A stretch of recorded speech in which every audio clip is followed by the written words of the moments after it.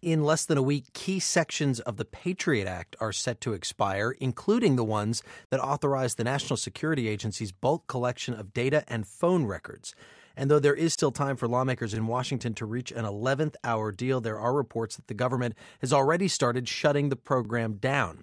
Meanwhile, in France, which has long been critical of the Patriot Act, lawmakers are now moving to vastly expand government surveillance just a few months after the terrorist attacks on the satirical magazine Charlie Hebdo and a kosher market in Paris. Nabila Ramdani is a French journalist and commentator. She joins us now to talk about this. Welcome. Hello. Well, tell us, first of all, what this new law in France would do. How dramatically would it expand the government's surveillance powers? Well, the main provisions of the law are rather vague, but the key one is that it will authorize the bulk collection of metadata via internet providers. And that means servers that we use every day, which can contain all kinds of confidential information, will effectively be in the hands of the authorities. And some of the jargon mentioned in the bill is particularly sinister, as it calls for the setting up of a supervisory body called the National Commission for Control of Intelligence Techniques.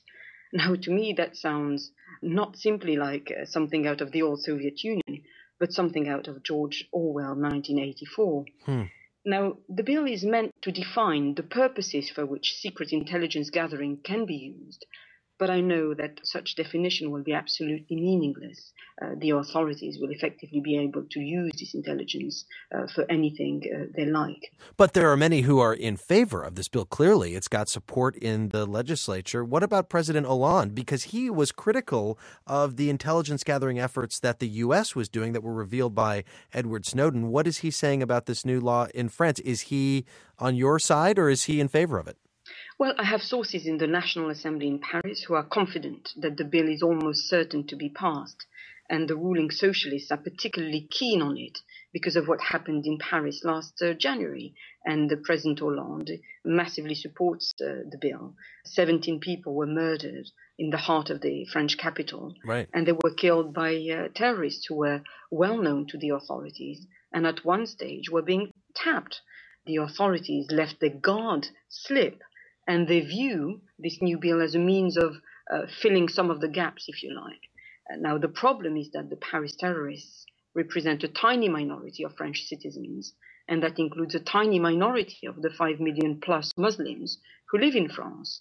Another problem is that the new law will effectively be a clampdown on freedoms, and even more sinister, the slightest reference to the words terrorism or indeed jihad will trigger security alerts and lead to people being arrested. What about judicial oversight, though? There is going to be judicial oversight here, right? Well, yes, absolutely. I mean, the government makes provision for that in its backing of the bill. But in spite of France being a socialist government, it is a very reactionary one and has already had a legal argument, for example, with companies like Twitter to try and find out information about people behind Twitter posts. So it seems that, they can override the judiciary when they're keen to get information that they say relate to the prevention of terrorism or indeed national defense. Nabila Ramdani, how do you see the debate that is going on in France as different than the debate that's going on in the United States, where Congress right now is debating an extension of some key provisions of the Patriot Act that was passed in the wake of September 11th, 2001?